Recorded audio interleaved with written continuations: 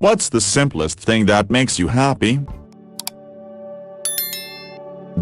I remember in middle school there was a boy in my class who was mute, not sure if it was because he was unable to speak or chose not to. He was also always straight-faced. I'll never forget I cracked a joke or did something stupid in band class one time and that kid smiled and silently chuckled a little bit. I've been chasing that high ever since. Whoa, I remember I met one of those mute kids in high school tennis class. It was pretty cool getting him to grunt together a few words. I didn't treat him as if he was a weirdo nor as if I sympathized heavily with him. I just accepted him. And talking one day he said a few grunted together words in response to some conversation I was having with him and his best bud. It sounded like his voice was out of use and his speech pattern was kind of odd. But you just reminded me of that and I still think fondly of that kid. God bless him wherever he is at. I was a senior, he was a freshman. I automatically felt a sense of kin to him. I've spent the last 5 years in 78% solitude and most of that time was in a dark room and I've never been happier. Quiet. Alone. Dark and cold sounds depressing but honestly after a few weeks you learn a lot about yourself and what you are mentally made of. There are a lot of downsides to it but there are also a lot of upsides. You can grow intellectually and also become happy with who you are as a person. Being alone is probably what saved my life because I learned to love myself for who I truly was. Last time I went to my local zoo I was in the underwater observation section where you can see the seals doing their thing. There were some ducks that had taken up residence in the enclosure and they were diving and swimming underwater. Fucking fascinating. You see ducks all the time but never underwater because the water ducks usually inhabit is quite murky and you can't actually see what they get up to. They're actually pretty graceful underwater. Probably the highlight of the day. Sorry Mr. Polar Bear, but you were boring as shit. I definitely agree with you on this one. When I was in high school, I straight up hated it when people complimented me because I knew they were lying and were only saying nice things to get something from me. I usually receive genuine compliments from kids though. About a week ago a little girl said she likes my hair because it looks soft and I've been thinking about it every day. I have a lot of seagulls in my city, and only because of you I'm gonna observe them tomorrow. I hope to see the beauty in them that you do. They usually just end up attacking me when they see food so I'll definitely go empty-handed. They're master flyers too. Their ability to hover, enter slowly, then dive quick, to steal someone's fish and fries out of hand, is amazing. As a design nature considers them flawless since a long time. The genus Lurus, from which all gull types, the Lariidae family, descend, goes back to the Oligocene. 33 million years ago. Humans can suck on that with the crappy barely 500,000 very flawed years. I've never traveled much, and I also have some degree of travel anxiety, so I've got some things to work on. But at night I love to open the flight tracker app on my phone and see where the planes overhead are coming from and flying to, and remember how much there is to go see besides my little corner of the universe. This is such a beautiful and thoughtful answer. I personally love looking at the moon and imagining how many other people are looking at it from all over the place at the same exact time as I do. 2 things personally. Firstly, going on a walk in the woods. I just enjoy the tranquility. The air is so fresh, the sounds are relaxing and it's just beautiful. Secondly, it may seem cheesy to some, but just holding my GF in my arms, I just enjoy being around her and talking to her. She's the best. When old people congratulate me on good life choices, whether it's how I've been volunteering at charity stores in order to build my CV, or on how I'm studying to become an engineer, they have a big problem with kids wanting to be TikTok stars or footballers, I've found, but there's something so special to me that those who are perhaps some of the wisest people, who've learned the most lessons, and understand what's actually important in life, give me recognition, and sometimes even respect and gratitude for restoring their faith in their words. In today's young, thinking of the mountains around our place in Wales, imagining the streams that have been flowing since prehistory and the sheep that just keep chewing, wandering forever. It gives me great perspective on life's daily hassles and really makes me feel warm inside. My dad used to travel a lot for work and would sometimes be away for 1-3 months. I remember I used to go into his closet and cry while hugging his sweaters. Him being away all the time made me appreciate him even more, and we have an amazing relationship. I think your kids feel similar to how I felt, just pure adoration towards Dad.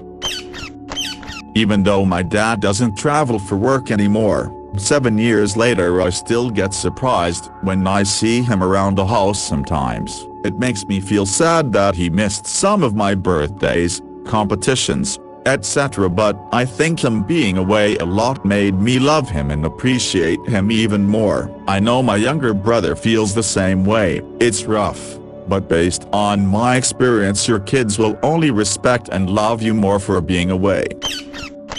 My oldest son, 6, just started forming 2-3 word sentences a year ago. About 6 months ago he said "I love you mommy" for the first time. Every time I hear it I want to cry happy tears. My youngest, 9 months, snorts if he laughs too hard, and it also makes me incredibly happy. I know answering my children is cliché, but they really can bring me happiness in my darkest moments. He has a face like this "I'm a champion" legend face. I get it, you actually are a legend, but take that face over there away from me. Nadal has class and humility. Him, I like.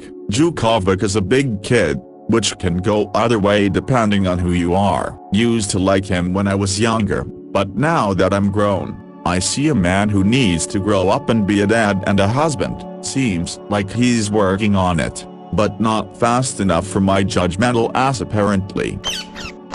Benedict Cumberbatch is impossible to hate. He has a warm yet strong presence, like he can lead you through a war zone safely. He dresses and always speaks like a gentleman. He loves his family, and spent his whole life preparing to be the wonderful husband and father he is. But he didn't rush it either. What a class act, and so intelligent and talented.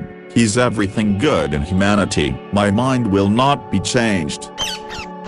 Something about Depp has always rubbed me the wrong way. Incredible actor, good-looking guy, and I love how often he visits sick kids in character, but I always get the feeling that what the public sees is just another performance, and I just don't find him likable. This has nothing to do with Amber Heard. I've felt this way for about 15 years. Jon Bon Jovi, dude makes some great songs, especially the "Keep the Faith in These Days" era. Love the songs or not, he's a super nice dude and does a lot of charity stuff, and the dude has even opened 3 restaurants that are free to those in need. People can pay if they wish, or if they can't afford, they do some dishes.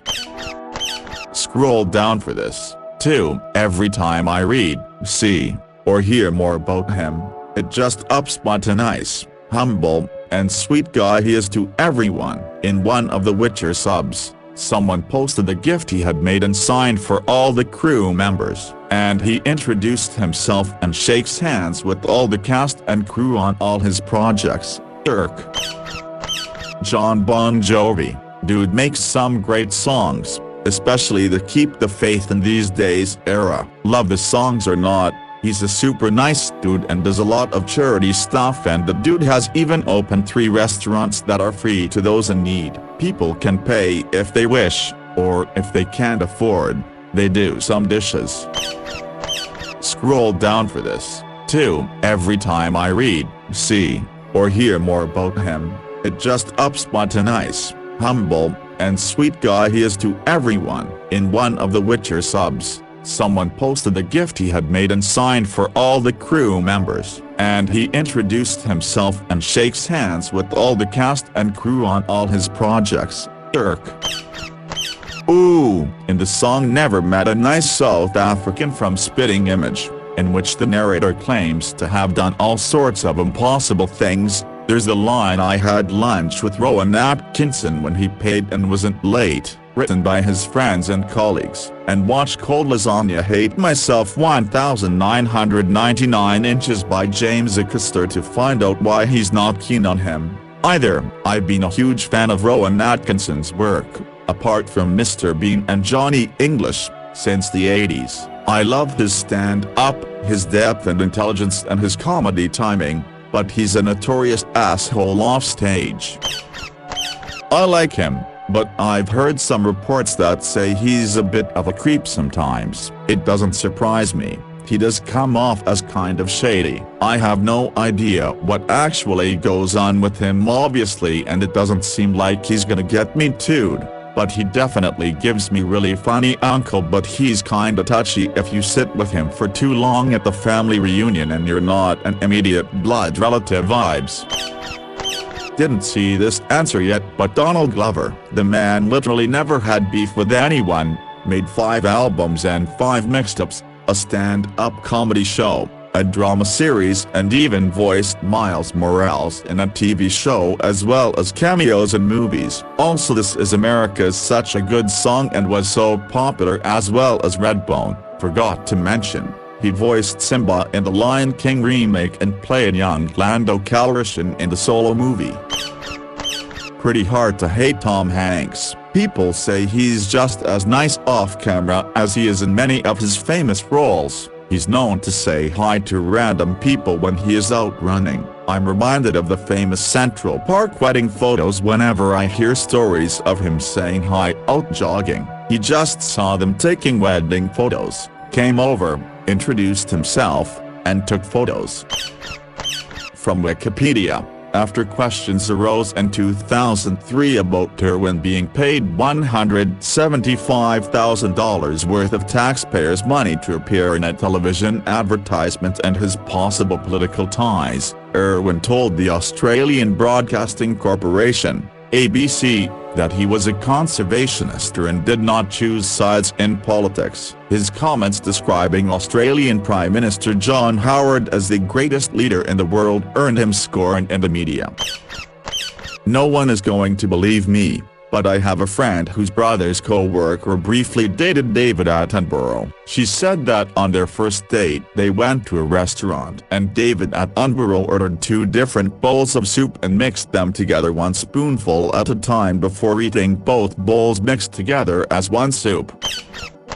I've commented this before, but I have a not so fun story about David Attenborough. I was at a book signing for one of his books as a young child, 5, 6, and when it got to my turn I was very excited and I asked him a question about penguins and he just rolled his eyes and told me to leave after he signed my book. My old writing lecturer had the opportunity to pitch a screenplay to his production company when they were based in Sydney. He thought he would just be meeting with a bunch of random execs, but sure enough Hugh turned up to the meeting. On a scooter, he introduced himself and said it was nice to meet him and his writing partner. Hugh was completely engaged during the meeting, asking questions and even suggesting ideas when it was appropriate. When the meeting was done, he thanked the both of them and said he needed to pick up his kid from school, so he took off on his scooter. My lecturer is straight but said his man crush for Hugh stayed with him for a while. He's also a good sport when it comes to pranks. There's a group of comedians called the Chasers who pull pranks on political figures in Australia and occasionally on celebrities. One prank involves one member of the team asking famous people, usually on the red carpet, 10 questions, one straight after the other, and not allowing time for any kind of response. They did this with Charlize Theron and Sophia Loren first. Both did not appreciate it and looked kind of angry. They did it to Hugh and he just laughed, even making a funny comment on one of the questions. All I hear is that he's a top bloke. Teeth that aren't perfectly white but a slight bit yellow. Perfectly white teeth puts me off because it might look good but clearly it's ingenuine. Even dentists agree that properly healthy and well-maintained teeth won't be perfectly white. It's nice to see this because I'm someone who is somewhat insecure about my own set of teeth. It's not crooked, but it's also not perfectly white. Imperfect English, or whatever language you will be sharing with the person. I've dated in both English and Korean and have always found it incredibly endearing when their use of the language is imperfect. Koreans learning English tended to say "I'm so scary" for scared, for example. Then some people learning Korean would mix up the topic, subject marker, and you can absolutely still understand the sentence, but it just feels so earnest when that mistake happens. Because they're making that error most often because they want to share something with you and aren't overthinking in their head what the perfect grammar is. I just found it also wholesome. Hear me out. Tall women. A lot of men are intimidated by 5'10" 5'11" females, and I don't know why, but I really like tall women. Maybe because I'm tall myself and as a female I'm insecure about it. I'm bisexual BTW, also love handles. They are 10000000000000000 Bruh, I'm 6'1" and have only experienced this with one woman. She's 6'2" and she's gorgeous and a fucking sweetheart, and every time she's hugged me it's been like the most calming. Like wrapped in a blanket in front of a fire shed ever. I always wanted to tell her but didn't want to be weird. Edit, I totally had a big crush on her too, if that wasn't obvious, which I'm sure was part of it. A father of many kids. Like if I see a dad at Target with 3+ kids and baby struggling, something about it is attractive to me, and I've dated guys like that. I just ended becoming the babysitter, yet on a weekend when it's myself, him, and the kids chilling watching a shitty kids movie while they're all cuddled up to him, I just want to throw those little ones in their beds and jump him. According to Reddit, big boobs. Literally every time I see it play out the same way, especially on r. Ask Men. Someone will complain that guys only care about boobs and that makes them self-conscious. A guy chimes in that he actually prefers small boobs, which is fair since everyone really has totally different preferences. A mix of insecure girls and guys that like small boobs always upvote those comments to the top, and anyone that says they like big boobs is looked down on for being crass. I don't get it. I just like big boobs. I find people with strong opinions respectable, and it can make someone more attractive. Obviously within the realms of knowledgeability, no one likes someone who is opinionated about things they clearly know little about. I find apathy or indifference really frustrating, so it's nice when someone knows where they stand. For me it's being passionate about something. These days I feel like people get mad if you're too passionate about something. They will say don't make X your personality when it's just you enjoying something, or you're a nerd if you enjoy talking about a topic a little too much. There's so many passionate people out there that can barely hold a conversation on a topic that isn't themselves or gossiping about others. We've all met that person. I'd rather somebody be talking about cars, sports, horse riding, the environment, reading, rather than a blank slate. Social awkwardness. I can't explain it really, it just works for me. It also resulted in one of the most heartfelt compliments I ever got. My boyfriend once replied to me when I asked him, "Do I talk too much, overwhelm you?"